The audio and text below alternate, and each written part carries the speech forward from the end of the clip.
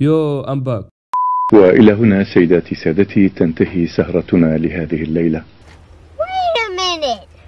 Who are you? عسلامة ومرحبا بكم الناس الكل في فيديو جديد. ان شاء الله تكونوا بخير، ان شاء الله جوكم باهي، ان شاء الله يا ربي الامور تمام التمام. فيديو اليوم ليس لاصحاب القلوب الضعيفة، على خاطر باش نحكيو على موضوع مليء بالرعب. انتشرت ظاهرة مرعبة على مواقع التواصل الاجتماعي على امرأة عجوز ترقص في الشارع في منتصف الليل في مدينة بلغراد في صربيا. يظهر في الفيديو امرأة ترتدي زي شعبي وترقص بطريقة غريبة جدا. خلينا نفهموا شنو حكاية الفيديوهات هذوما وشنو حكاية المرأة هذه، لكن قبل ما نبداو تسويش الشير واللايك وسبسكرايب ويلا ننطلق. بعد بحث طويل في المواقع الصربية اكتشفت انه كانت عندهم اسطورة، كل اسطورة انه الرقصة اللي كنت تشوفوا فيها في الفيديو اذا شفتها والا كلمتها والا حتى كان جت عينك في عينها تجري وراك بسكين حتى لو كنت في سيارة وتقتلك. الموضوع صار ترند في المدة اللي فاتت والعباد الكل استغلت انه الموضوع ترند وصارت تعمل في فيديوهات شبيهة بالفيديو الاصلي للشهرة وللبث. وبعد بحث اكتشفت حقيقة الفيديو الحقيقي واللي طلعت حقيقة مرعبة.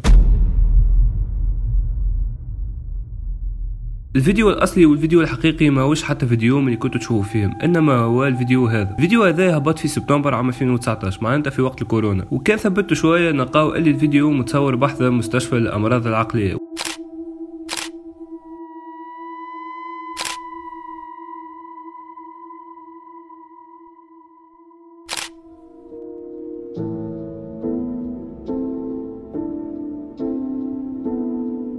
والمرأة اللي شفتوها وبالرغم من البحث متاعي كل الا اني ما نجمت نطيح عليها حتى معلوم، والسيد والا السيدة اللي صورت الفيديو ما نعرفش عليها اسكو حية والا ميت. دخلت على جوجل، دخلت على برشا مواقع، ما لقيت حتى معلومة صحيحة نجم نحكيها في الفيديو. هذا كان كل شيء في الفيديو متاع اليوم. اكتبوا لي في الكومنتات اذا كانت حقيقة والا مجرد كذبة، وسوري على الانترو مخيف شوية، حبيت ندخلكم في مود الرعب. سينو ما تنساوش الشير واللايك والسبسكرايب and see you in the next video.